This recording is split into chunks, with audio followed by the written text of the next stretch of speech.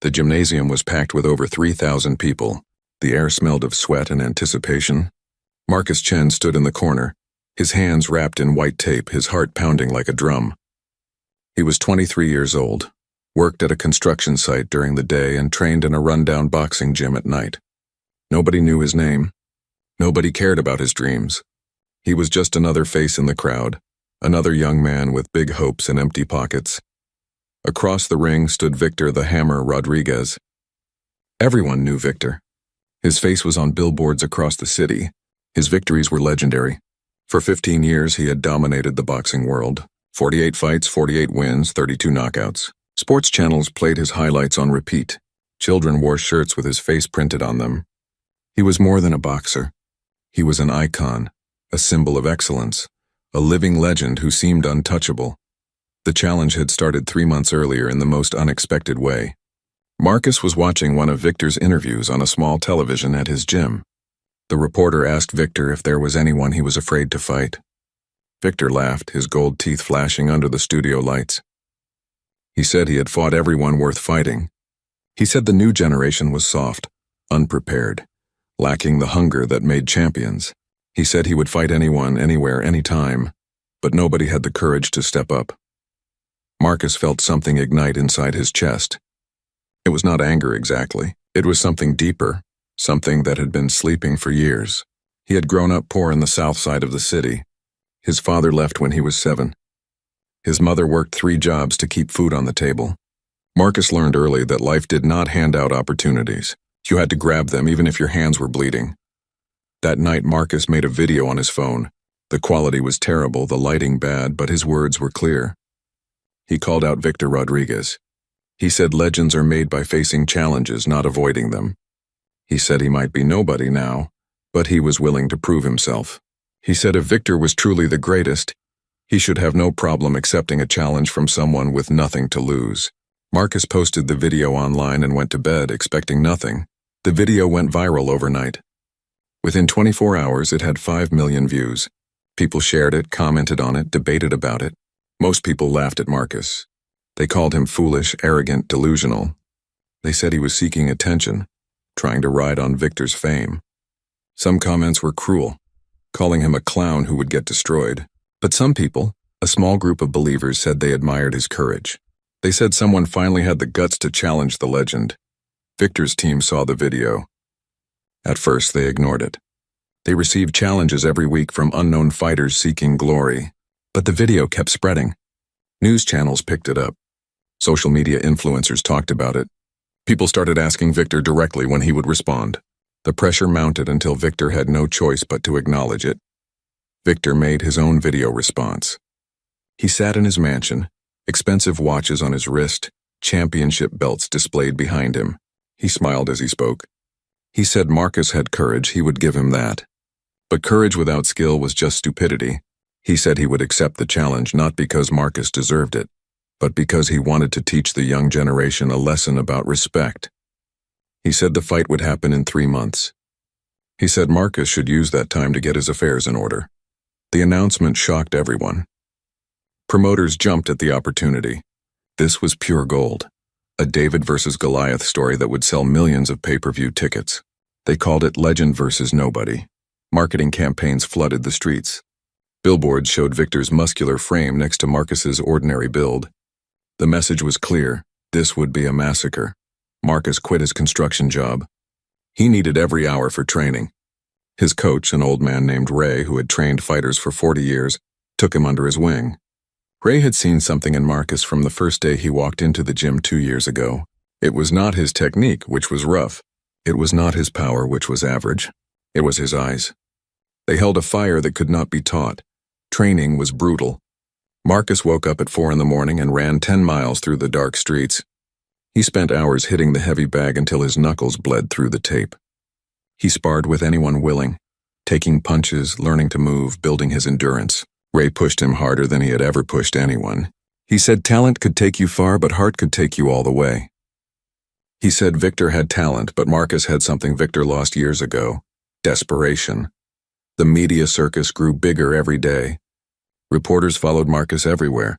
They wanted to know his story, his motivation, his chances.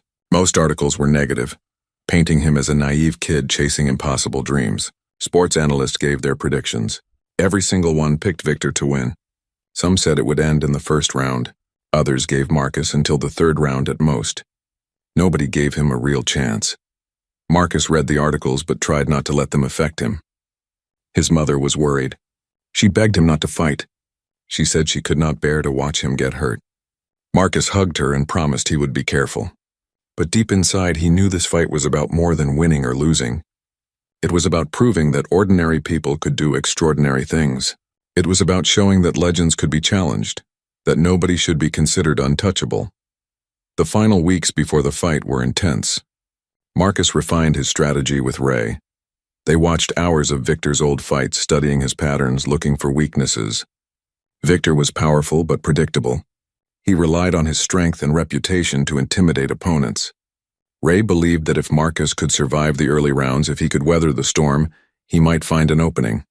The weigh-in happened the day before the fight. The venue was packed with cameras and reporters.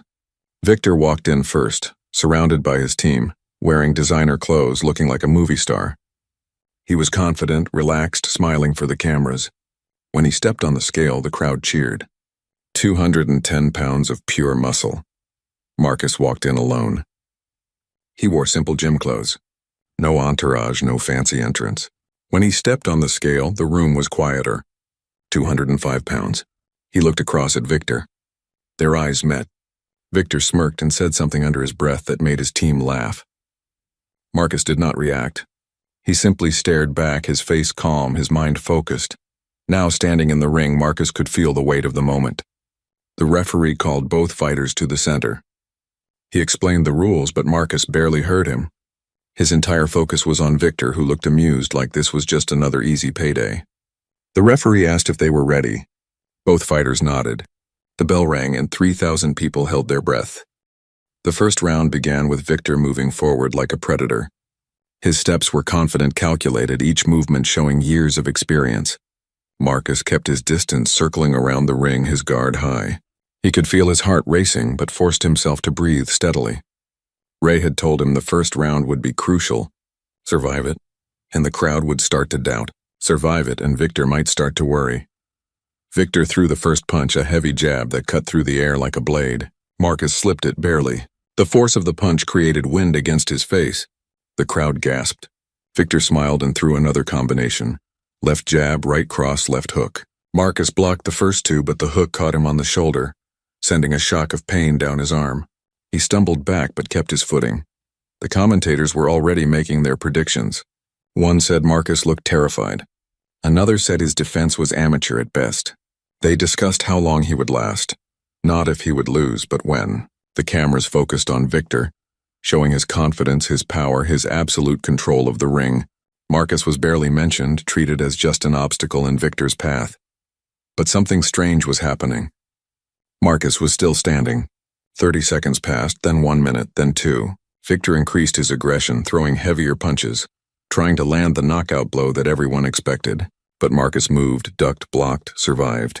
His strategy was simple. Do not get hit clean, do not give Victor the highlight reel knockout he wanted, make him work for every inch. Victor's corner shouted instructions. They told him to cut off the ring, to stop letting Marcus run. Victor nodded and changed his approach. He started herding Marcus toward the corners, limiting his escape routes.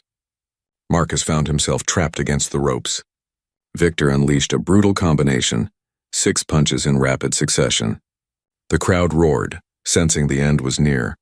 But Marcus covered up, his gloves protecting his face, his arms absorbing the impact. The punches hurt, each one feeling like a hammer blow, but none of them landed clean. He waited for a gap, then pushed off the ropes and slipped away to the center of the ring. Victor turned, breathing slightly heavier now, a tiny hint of frustration in his eyes. The bell rang, ending the first round. Marcus walked back to his corner, his body aching but his mind clear. Ray grabbed his shoulders and looked him in the eyes. He said Marcus did perfect, exactly what they planned. He said Victor expected an easy knockout and did not get it. He said now the real fight begins. Marcus nodded, drinking water, trying to calm his racing thoughts.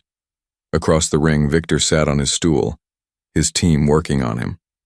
His coach was talking intensely, probably wondering why the knockout had not come yet. Victor looked frustrated but not worried. He had 9 more rounds to finish this. He glanced at Marcus, and for the first time, there was something other than amusement in his eyes. It was not respect yet, but it was not complete dismissal either. The second round started with Victor coming out more aggressive. He had a point to prove now. The crowd chanted his name, expecting him to end the fight quickly. Marcus knew he could not just defend anymore. He needed to show he belonged in this ring. As Victor threw a jab, Marcus countered with his own, catching Victor on the chin. It was not a powerful punch, but it landed clean. The gymnasium went silent for a moment. Victor touched his chin, surprised. Marcus had actually hit him. The commentators stumbled over their words, shocked that the nobody had landed a punch on the legend. Victor's expression changed. The amusement was gone, replaced by cold focus. He came forward again, this time with more respect for Marcus's counters. The round became a chess match. Victor would attack, Marcus would defend and counter. Neither fighter was dominating, but neither was backing down. Marcus started to find his rhythm. He realized that Victor, despite all his experience and power, was human. He could be hit. He could be made to think. The legend was not invincible. Marcus landed another solid jab, then a right hand that grazed Victor's temple. The crowd's energy shifted. People who came to watch a massacre were now watching a competitive fight. Some spectators started cheering for Marcus, drawn to the underdog story unfolding before them. Victor's fans shouted louder, trying to drown out the growing support for the nobody who refused to fall. The second round ended with both fighters returning to their corners. Marcus's confidence was growing. His body hurt, his arms felt heavy, but his spirit was rising. Ray told him he was doing amazing. That Victor was getting frustrated. That frustrated fighters make mistakes. He said to keep doing what he was doing, to stay patient, to wait for the opportunity. Victor's corner was more animated now. His coach was giving him stern instructions, pointing at Marcus, demonstrating combinations. Victor nodded, but his face showed concern. This was not going according to plan. The fight was supposed to be over by now. Instead, he was in a battle, and the whole world was watching. The third round began with Victor changing his strategy. He started using more movement, more feints, trying to set traps for Marcus. But Marcus had studied Victor's footage for months. He recognized the patterns, the setups, the tells before big punches. When Victor feinted left and threw a right hand, Marcus saw it coming and leaned back, the punch missing by inches. Marcus countered with a quick combination of his own. Left jab to the body, right hand to the head, left hook. The last punch connected solidly, snapping Victor's head to the side. The crowd erupted. This was no longer a mismatch. This was a real fight. The commentators could not hide their shock. They started talking about Marcus's preparation, his courage, his surprising skill level. Victor responded with anger, throwing wild punches, trying to regain control. But anger made him sloppy. Marcus stayed calm, remembering Ray's words about frustrated fighters. He dodged a haymaker and countered with an uppercut that caught Victor under the chin. Victor's legs wobbled slightly. Just for a second, but everyone saw it. The legend had been hurt. The gymnasium exploded with noise. Half the crowd was chanting Marcus's name now. The other half was screaming for Victor to finish him. The energy was electric, chaotic, beautiful. This was why people loved boxing. This was the unpredictability, the drama, the possibility that on any given night anything could happen. Victor recovered quickly and came back strong, landing a hard body shot that made Marcus grunt in pain. The fight was brutal now, both men trading punches, neither willing to back down. The round ended with both fighters exhausted, their faces showing the damage of battle. Marcus had a cut above his eye. Victor's cheek was swelling. In the corner, Ray worked on Marcus's cut, applying pressure to stop the bleeding. He said Marcus was winning rounds, that the judges were noticing, that he needed to keep the pressure on. Marcus could barely believe what he was hearing. He was competing with a legend, maybe even winning. The impossible was becoming possible. The fourth round saw Victor return to his technical boxing, trying to use his experience advantage. He controlled distance better, landed cleaner punches, showed why he was champion. But Marcus absorbed the punishment and kept coming forward. He was learning in real time, adapting, growing. Every punch taught him something. Every round made him better. The middle rounds became a war of attrition. Both fighters landed significant shots. Both showed incredible heart. The crowd was on its feet, watching something special unfold. This was not just about boxing anymore. It was about belief, about challenging the established order, about refusing to accept limitations. By the end of the 6th round, both fighters were exhausted, but neither would quit. Marcus's face was bruised and bleeding. Victor's perfect image was gone, replaced by the face of a man in a real fight. The scorecards were close. Some rounds went to Victor, some to Marcus. The fight was too close to call. The final round would decide everything. The 7th and final round was about to begin. Marcus sat on his stool, every muscle in his body screaming for rest. His left eye was swollen almost shut. His ribs ached from the body shots Victor had landed throughout the fight. Ray squeezed water into his mouth and spoke quickly, his voice urgent but calm. He told Marcus this was his moment, his chance to prove everyone wrong, to show the world that heart could overcome reputation. Across the ring, Victor looked exhausted too. His perfect physique was covered in sweat and red marks where Marcus's punches had landed. His coach was talking to him intensely, probably reminding him of his legacy, his reputation, everything he had to lose if he did not win this round decisively. Victor nodded, but his eyes showed something they had not shown in years: uncertainty. The bell rang for the final round. Both fighters moved to the center of the ring slowly, their legs heavy, their arms tired. The crowd was roaring, a wall of sound that filled the gymnasium. Everyone was standing. Cameras flashed constantly. This was the moment that would define the fight, that would determine who would be remembered as the winner and who as the loser. Victor came out aggressive, knowing he needed a strong round to secure the victory. He threw a combination that pushed Marcus back toward the ropes. Marcus defended, his arms up, absorbing the impact. Victor sensed an opportunity and unleashed everything he had left. Punches came from all angles, a desperate assault from a legend trying to protect his reputation. But Marcus had been here before, trapped against the ropes, taking punishment. He covered up well, letting his gloves and arms take the damage instead of his head. He waited, counting the punches, feeling Victor's rhythm. Then he saw it, a tiny opening when Victor dropped his left hand slightly after throwing a right cross. Marcus exploded off the ropes with an uppercut that traveled just 6 inches, but landed perfectly on Victor's chin. The punch connected with a sound that echoed through the gym. Victor's head snapped back. His eyes went blank for a fraction of a second. His legs buckled and he stumbled backward, trying to maintain balance. The crowd's roar became deafening. Marcus pressed forward, sensing his chance. He threw a left hook, then a right hand, both landing clean. Victor was hurt badly. The referee jumped in, watching Victor carefully, ready to stop the fight if needed. Victor held on, grabbing Marcus in a clinch, buying himself time to recover. The referee separated them and checked Victor's eyes. Victor nodded that he could continue, but everyone could see he was not the same. The invincible legend had been dropped to a knee in spirit, even if his body remained standing. Marcus knew this was his opportunity. He came forward with controlled aggression, not wild like Victor had been, but calculated. He worked the body with quick shots, then went back upstairs to the head. Victor tried to respond, throwing punches back, but they lacked the power they had in earlier rounds. His movements were slower, his defense compromised.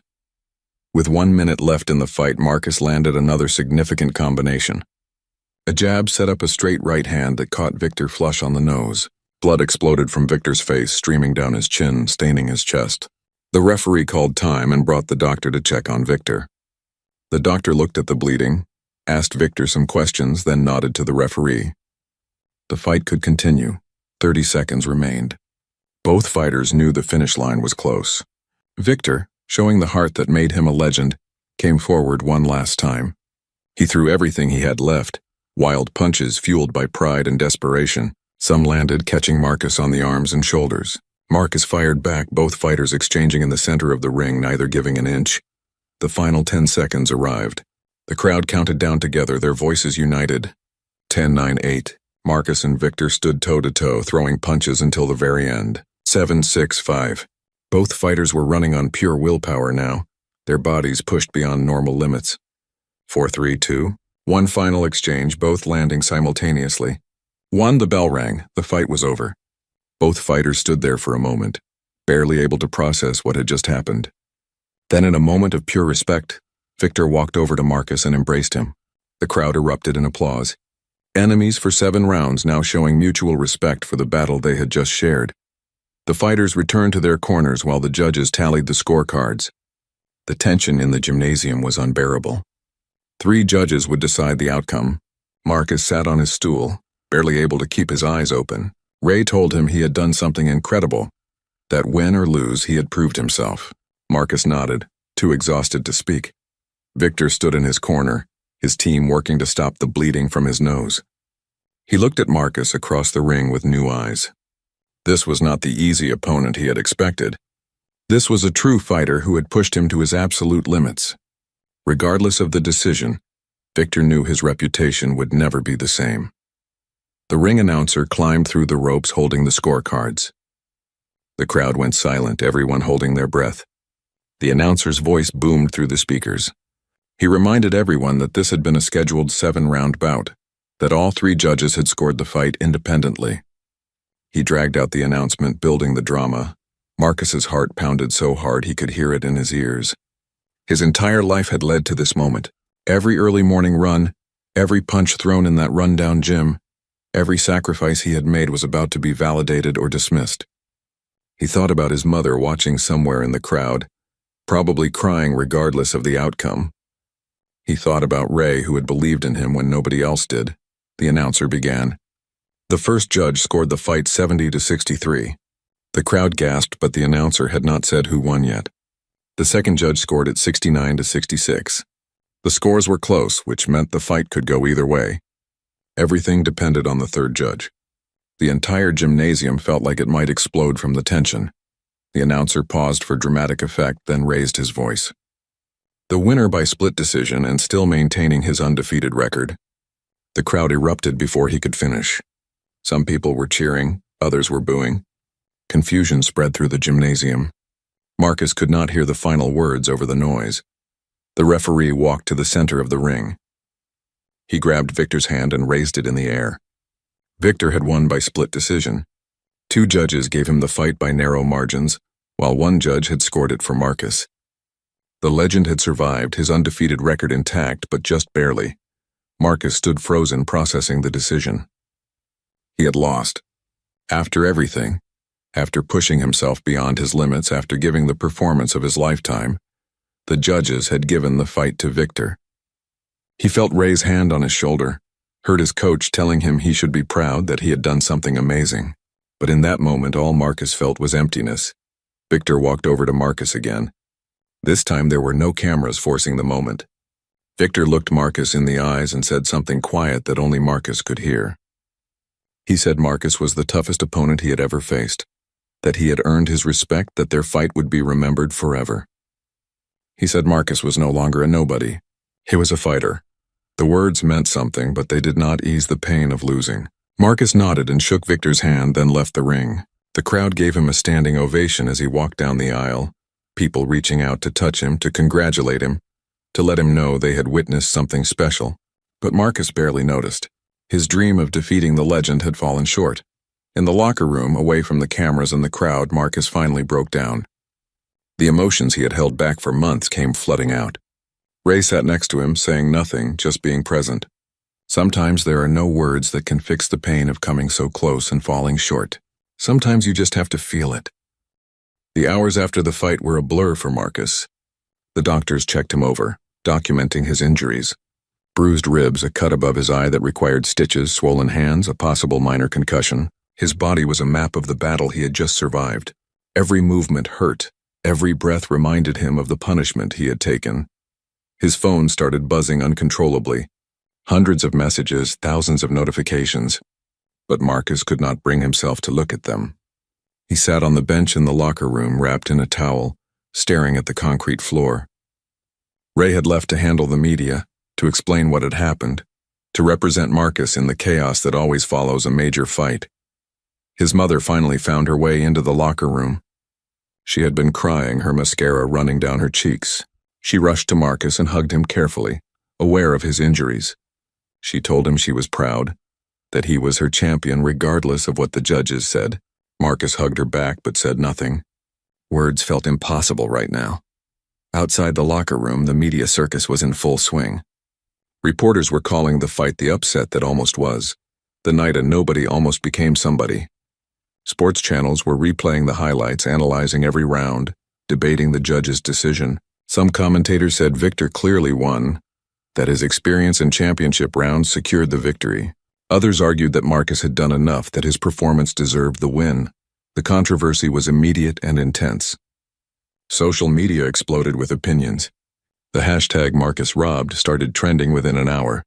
Thousands of people posted that the judges had gotten it wrong, that Marcus had won the fight, that the system protected legends instead of rewarding deserving challengers. Others defended the decision, saying Victor had done just enough to maintain his undefeated status. Boxing analysts broke down the scorecards. The first judge, who scored it 70-63 for Victor, was criticized heavily. People questioned how any judge could see the fight that decisively. The second judge, who scored it 69-66 for Victor, received less criticism, as that score seemed more reasonable. The third judge, who scored it for Marcus, became an internet hero, praised for having the courage to score what they saw honestly. Victor held his post-fight press conference in a private room. He sat at a table, his face showing the damage from the fight, an ice pack on his swollen cheek. When reporters asked about the decision, Victor was surprisingly honest. He said it was one of the toughest fights of his career, that Marcus had earned everyone's respect, that the young fighter had a bright future ahead. When asked if he thought he clearly won, Victor paused before answering. He said the judges made their decision and he had to accept it, but he acknowledged it was a close fight. A reporter asked if Victor would consider a rematch. The room went silent. Victor looked at his manager, then back at the reporter. He said he needed time to think about his future, that tonight had shown him things about himself he had not expected to see. The answer was vague, but it opened a door that had seemed closed. Meanwhile, back in the locker room, Ray returned with news. He told Marcus that despite losing, he had become an overnight sensation. Major promoters were calling, wanting to sign him for future fights. Sponsors were interested. The defeat had somehow made him more famous than winning might have. People loved the underdog who had nearly pulled off the impossible. Marcus listened but felt numb. He had not fought for fame or money. He had fought to prove something to himself and to the world.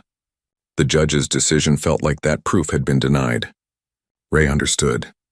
He had been in boxing long enough to know that sometimes the scorecards do not reflect the truth of what happened in the ring. He told Marcus to rest, that everything would look different in a few days. The next morning, Marcus woke up in his small apartment, barely able to move. Every muscle was stiff, every joint ached.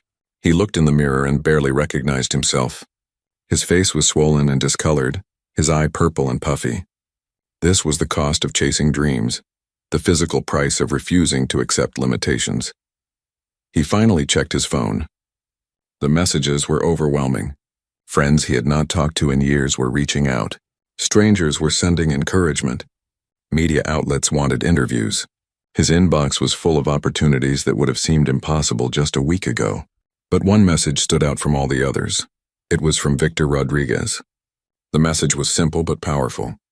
Victor said he had watched the fight again that morning, and it had looked even closer than he remembered.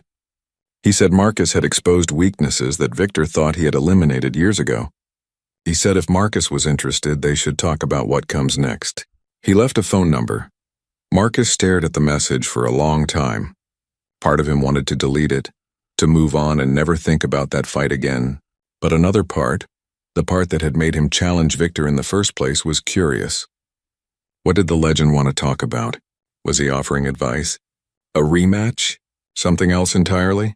3 days later, Marcus met Victor at a quiet coffee shop away from the public eye. Victor was wearing sunglasses and a hat, trying to stay incognito. When Marcus arrived, Victor stood and shook his hand firmly. They sat down, two warriors who had shared something few people ever experience, a real battle where everything was on the line. Victor spoke first. He said that in his 15 years as a professional boxer, he had never been pushed like Marcus pushed him. He said most opponents either gave up mentally before the fight started or broke down when things got difficult. Marcus had done neither. He had stayed calm, adapted, and nearly won. Victor said that level of mental strength was rare and valuable. Marcus listened, unsure where this conversation was going. Victor continued. He said he had been thinking about his future. At 38 years old with 49 fights, his body was telling him things his pride did not want to hear. The fight with Marcus had been a wake-up call. He said he had 2, maybe 3 fights left before retirement, and he wanted them to mean something. Then Victor made an offer that Marcus never expected. He said his next fight was already scheduled for 6 months from now, a title defense against another contender. But after that fight, win or lose, he wanted to give Marcus a rematch. He said it was the right thing to do, that their first fight deserved a second chapter, that the controversy needed to be settled definitively. Marcus was stunned. A guaranteed rematch with Victor Rodriguez meant everything in boxing. It meant a massive payday, prime-time television, a chance to prove the first fight was not a fluke. It meant another opportunity to achieve what he had come so close to achieving. But it also meant 6 more months of brutal training, 6 more months of his life consumed by this one goal. Victor said there was a condition. He wanted Marcus to fight at least twice before their rematch. He said Marcus needed more experience, more rounds, more time to develop his skills. He said their rematch should be between 2 fighters at their absolute best, not a tune-up fight for him against an underdeveloped challenger. He wanted a real competition. Marcus thought about it. Victor was right. Despite his performance, Marcus knew he was still learning, still developing. More fights would make him better, sharper, more prepared. He extended his hand across the table. Victor shook it. The rematch was agreed upon, pending both fighters fulfilling their obligations. The news broke 2 days later. Victor's team announced it through a carefully worded press release. The rematch was set for 1 year from their first fight, giving both fighters time to prepare and compete in other bouts. The boxing world went crazy. This was unprecedented. Legends did not typically give rematches to fighters who lost, especially not by decision. But Victor was doing things his own way. Marcus signed with a major promoter who immediately scheduled 2 fights for him over the next 8 months. The first would be against a journeyman fighter with a winning record, but no major victories. It was designed to give Marcus experience and confidence. The second would be against a legitimate contender, someone ranked in the top 15, a real test of whether Marcus belonged at the elite level. The training began again, but this time everything was different. Marcus was no longer training in a run-down gym with borrowed equipment. The promoter set him up with a world-class facility, professional nutritionists, sports psychologists, and additional coaches to complement Ray's expertise. Marcus suddenly had resources he could have never imagined. Marcus's first comeback fight took place 4 months after the Victor bout. The venue was smaller than before, maybe 1,500 people, but the energy was electric. Everyone wanted to see if the fighter who nearly beat the legend could handle a lesser opponent. Some critics said Marcus would crumble now that expectations were high. Others believed his performance against Victor proved he was the real deal. His opponent was Derek Santos, a 31-year-old fighter with a record of 22 wins and 8 losses. Derek was tough, experienced, durable. He had never been knocked out, and he had taken several prospects into deep waters before. This was exactly the kind of test Marcus needed. Not a pushover, but not a monster either. A fight he should win if he had truly learned from the Victor experience. The preparation for this fight was different from anything Marcus had experienced before. With professional resources, he trained smarter instead of just harder. Sports scientists monitored his recovery, ensuring he did not overtrain. Nutritionists optimized his diet, helping him maintain energy levels while keeping his weight perfect. The sports psychologist worked with him on managing pressure and maintaining focus. Ray remained his head coach, but now he had assistant coaches who specialized in different areas. A defensive specialist taught Marcus how to make opponents miss without wasting energy. A strength coach built his power without sacrificing speed. Everything was coordinated, planned, scientific. This was how champions trained, and Marcus was beginning to understand why top fighters seemed to operate on a different level. The night of the fight arrived. Marcus entered the ring feeling different than he had against Victor. Last time he had nothing to lose and everything to prove. Now people expected him to win. The pressure was inverted. He was supposed to dominate Derek, to show that his performance against Victor was not luck. Anything less than an impressive victory would be seen as a disappointment. The fight started cautiously. Derek came out defensively, clearly having studied Marcus's fight with Victor. He was not going to rush in and get caught like Victor had in the later rounds. Marcus worked behind his jab, controlling distance, picking his spots. The first 2 rounds were tactical, both fighters feeling each other out, neither taking big risks. In the 3rd round, Marcus began to find his range. He landed a solid right hand that snapped Derek's head back. The crowd cheered, sensing that Marcus was about to take over. He followed up with a combination to the body, then back upstairs to the head. Derek covered well, but was clearly being outworked. Marcus was implementing everything he had learned, fighting smarter, more efficiently. The middle rounds belonged to Marcus. He was not just winning, he was dominating. His footwork was better, his punch selection sharper, his defense tighter. Every aspect of his game had improved. By the 6th round, Derek's face was marked up, his movement slower. The corner was considering stopping the fight between rounds. In the 7th round, Marcus landed a perfect left hook to the body, followed immediately by a right uppercut to the chin. Derek's legs gave out and he fell to the canvas. The referee began counting. Derek tried to get up, but his legs would not cooperate. At the count of 8, he managed to stand, but the referee looked into his eyes and waved off the fight. Marcus had won by technical knockout. The victory felt good, but different from what Marcus had imagined.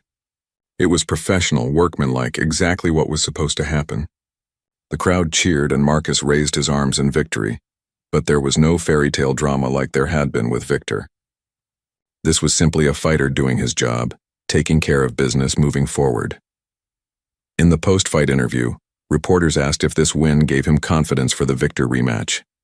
Marcus said he was taking things one fight at a time, that he had another opponent before thinking about Victor, but privately he felt the gap closing. He was improving rapidly, and he knew Victor was getting older, slower, more vulnerable with each passing month. 5 months later, Marcus faced his 2nd test. This time the opponent was James "the Bull" Morrison, ranked 14th in the world. James was younger than Marcus, just 22, a rising prospect with devastating power.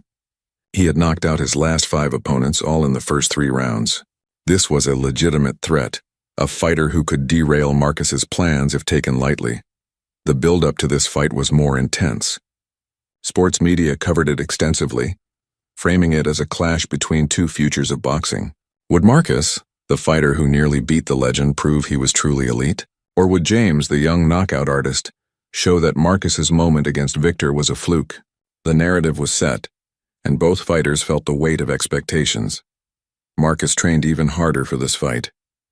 James's power was real, and one mistake could end everything. Ray developed a specific game plan: move laterally, use angles, do not stand in front of James and trade punches. The goal was to outbox him, to use superior technique and ring IQ to neutralize the power advantage. It was a sound strategy, but executing it under pressure would be the challenge. Fight night came at a major arena with over 8,000 fans in attendance. This was the biggest event Marcus had headlined since fighting Victor. Celebrities were ringside, cameras everywhere, the production quality of a championship bout. Marcus walked to the ring feeling the magnitude of the moment. This was no longer about being an underdog. This was about proving he belonged among the elite. The fight started explosively. James came out throwing bombs immediately, trying to catch Marcus early and end the fight quickly. Marcus circled away, using the entire ring, making James chase him. The young power puncher grew frustrated, throwing wilder and wilder shots. Marcus stayed calm, patient, waiting for openings. In the 3rd round, Marcus caught James coming in with a perfectly timed straight right hand. The punch landed flush and James stumbled backward, hurt badly. The crowd exploded. Marcus pressed forward but intelligently, not rushing, not making mistakes. He threw controlled combinations, adding up damage without taking unnecessary risks. James survived the round but was clearly shaken. The middle rounds were competitive. James recovered and started landing his own shots, heavy punches that reminded Marcus why everyone feared this young fighter. There were moments when Marcus was hurt, when he had to use every bit of his skill and experience to survive.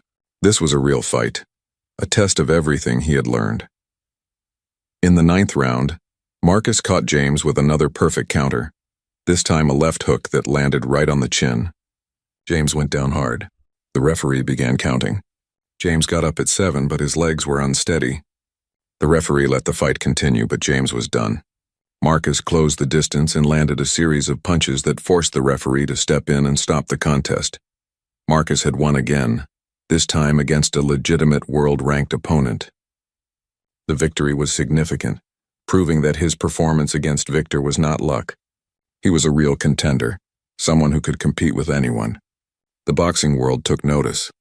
Rankings were adjusted. Marcus Chen was now ranked 10th in the world and climbing. The rematch with Victor was now just 3 months away. Victor had fought once during this period, successfully defending his title against a challenger who gave him little trouble. But observers noted that Victor looked slower than before, more hittable, perhaps showing his age. The rematch was shaping up to be very different from their first encounter. The promotion for the rematch dwarfed anything Marcus had experienced.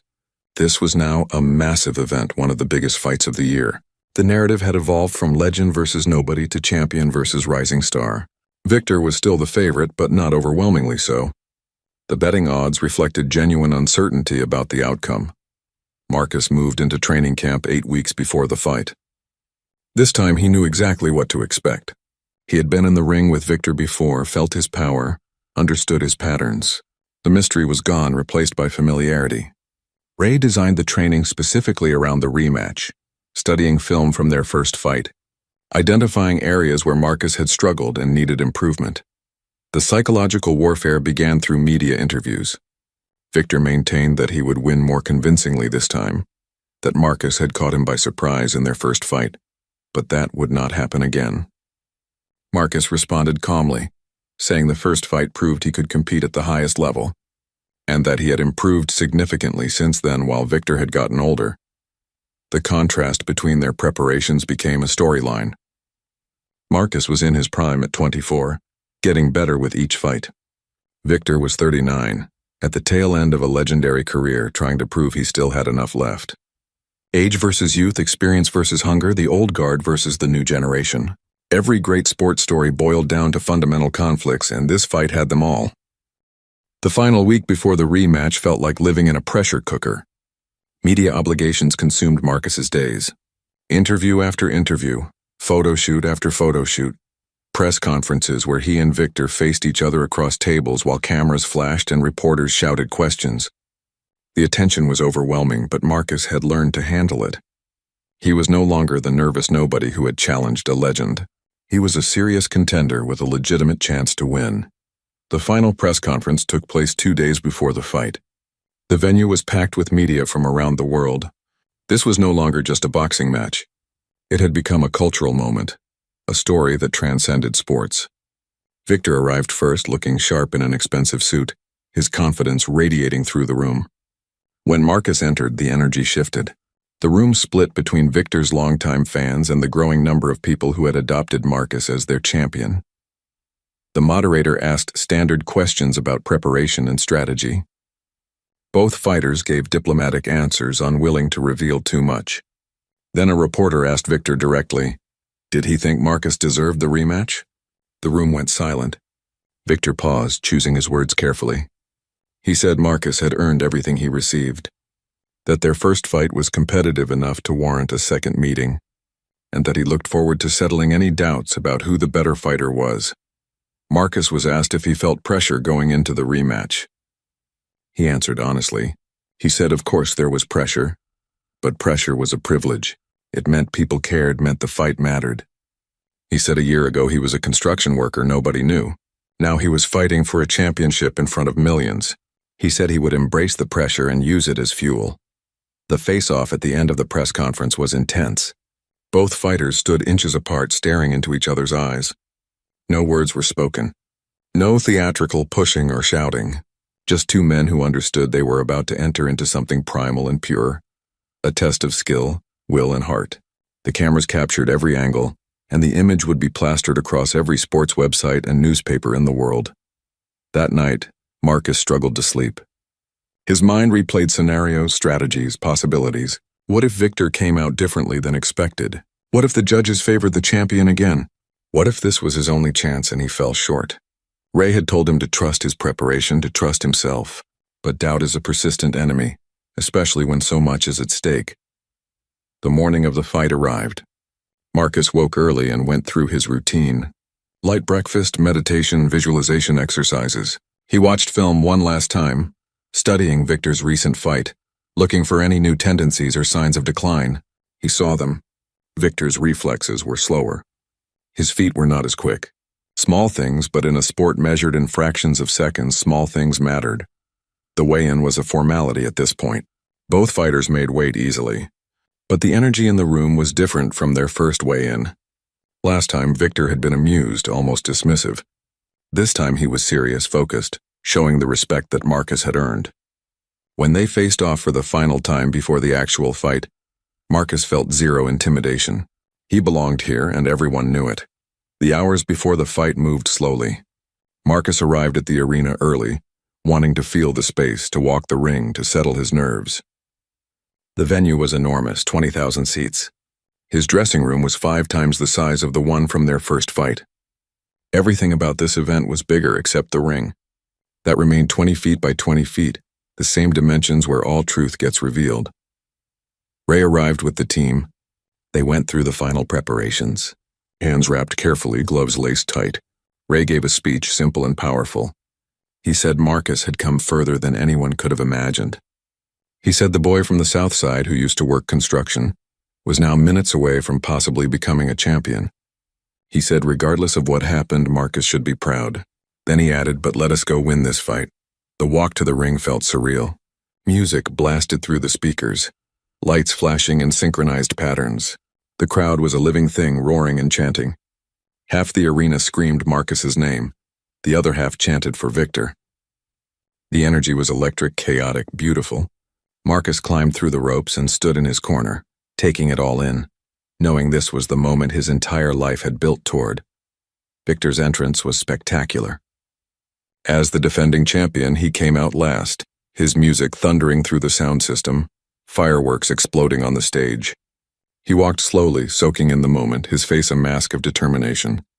When he entered the ring, he did not look at Marcus immediately. He raised his arms, turned in a circle, showing himself to the crowd. Then finally he looked across at Marcus and nodded once. A gesture of respect between warriors. The introduction seemed to take forever. The ring announcer's voice boomed through the speakers, introducing the judges, the referee, the officials. Then he introduced the fighters. When he called Marcus's name, the roar from half the crowd was deafening. When he called Victor's name, the other half responded equally loud. The arena was split perfectly. A physical representation of the debate that had raged for a year about who was the better fighter. The referee called both fighters to the center of the ring. He gave his instructions, the standard rules and regulations, but Marcus barely heard him. His entire focus was on Victor, reading his body language, his eyes looking for any information that might provide an advantage. Victor stared back, and in that moment both men understood what was about to happen. This would not be a 7-round fight like before. This was scheduled for 12 rounds, a championship distance. This would be a war. The referee asked if they understood the instructions. Both fighters nodded. He told them to touch gloves. They did briefly, then returned to their corners.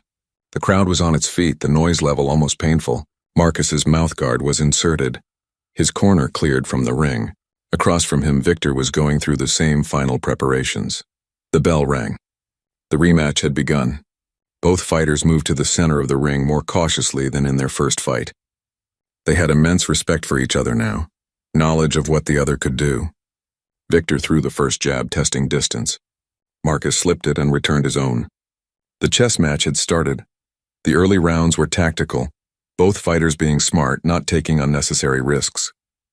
Victor tried to establish his jab, to control the distance like he had in their first fight.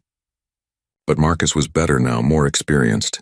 He was not just reacting, he was dictating, moving Victor around the ring, making the older fighter work. In the 4th round, Marcus landed a solid right hand that caught Victor clean on the jaw. Victor's head snapped to the side and the crowd erupted. It was the first significant punch of the fight, and it went to Marcus. Victor responded immediately, coming forward with a combination, but Marcus was already moving, already out of range. This was a different Marcus than a year ago. He was not just surviving, he was controlling. The middle rounds were competitive. Victor used his experience, landing body shots, slowing Marcus down, trying to take away his legs. Marcus responded with quick combinations, scoring points, making Victor miss, using youth and speed to counterbalance Victor's power and ring generalship. The judges would have trouble scoring these rounds. They were close, technical, the kind of rounds that could go either way. In the 8th round, Marcus began to take over. Victor's age was showing. His punches were slower, his defense not as tight. Marcus started landing more frequently, cleaner shots that were adding up. Victor was still dangerous, still capable of ending the fight with one punch, but he was fading. Everyone could see it. The 9th round was crucial. Marcus hurt Victor with a left hook that made the champion's legs wobble. The crowd sensed blood. Marcus pressed forward, but Ray's voice echoed in his head. Stay smart, do not rush, do not make mistakes. Marcus controlled his aggression, working systematically, breaking Victor down piece by piece. By the end of the round, Victor's face was marked, his breathing heavy. The championship rounds arrived.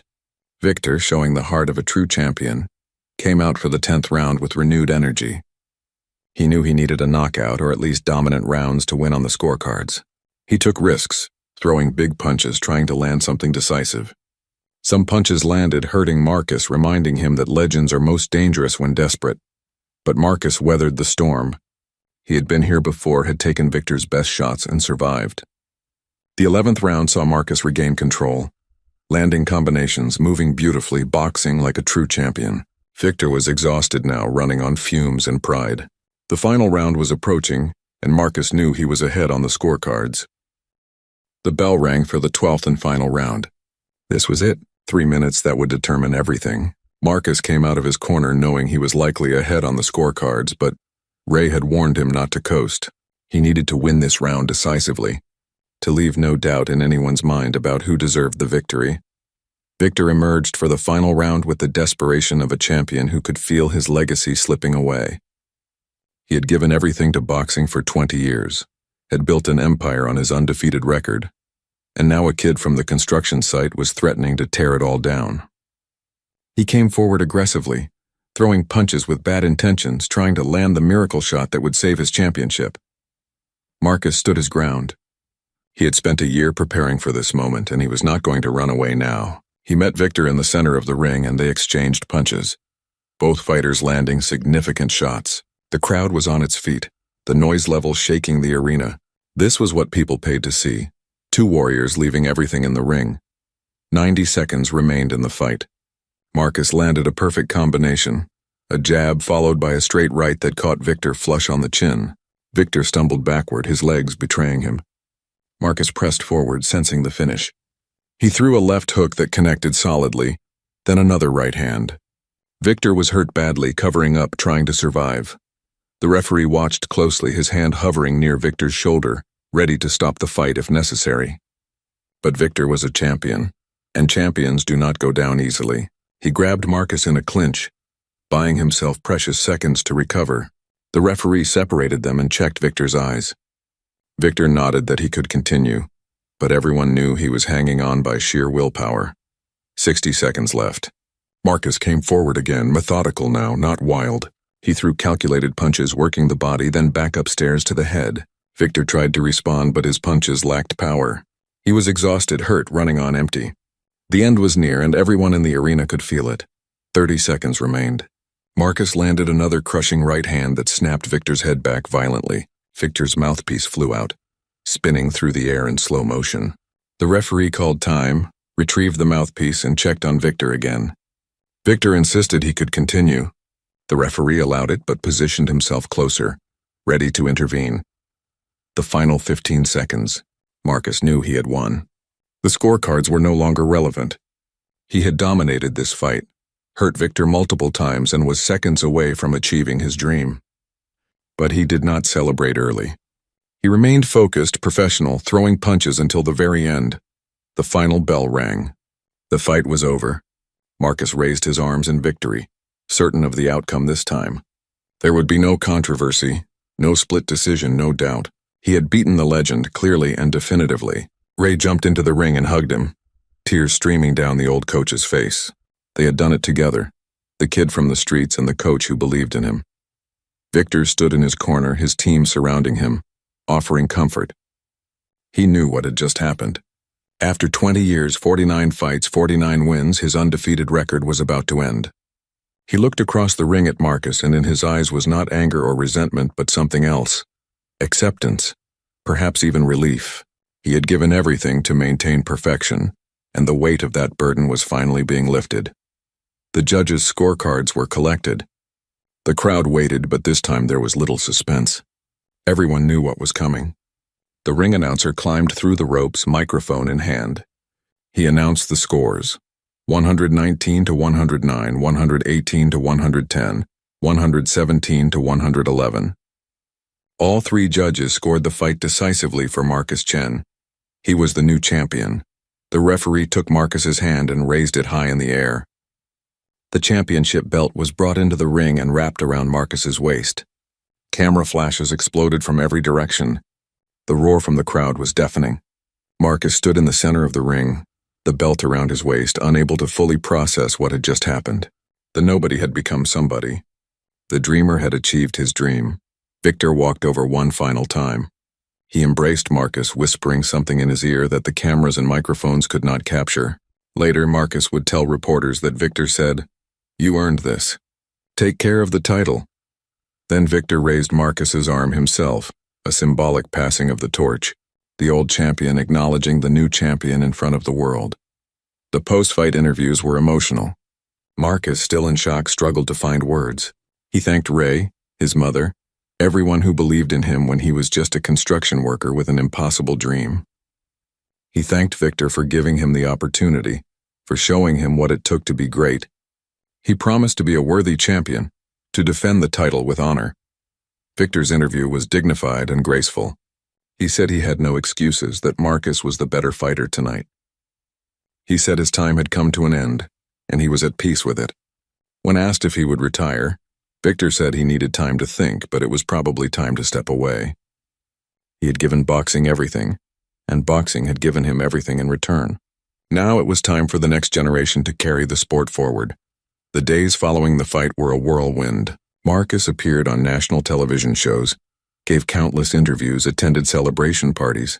His face was on magazine covers, his story told and retold across media platforms. The kid from the South Side who challenged a legend and lost, then came back and won, had become a symbol of perseverance and self-belief. His mother cried happy tears every time she saw him with the championship belt. She said she always knew he was special, even when he was struggling to pay rent and working long hours at the construction site. She said his father would have been proud wherever he was. Marcus hugged her and said none of it would have been possible without her sacrifices. Ray received attention too. The coach who turned a raw prospect into a world champion became a hot commodity. Young fighters wanted to train with him, learn his methods, understand how he had guided Marcus to the top. But Ray remained humble. He said Marcus did the hard work. He just pointed him in the right direction. He said Marcus had something special inside him that could not be taught, an unwillingness to accept limitations. 3 months after winning the championship, Marcus defended his title for the first time.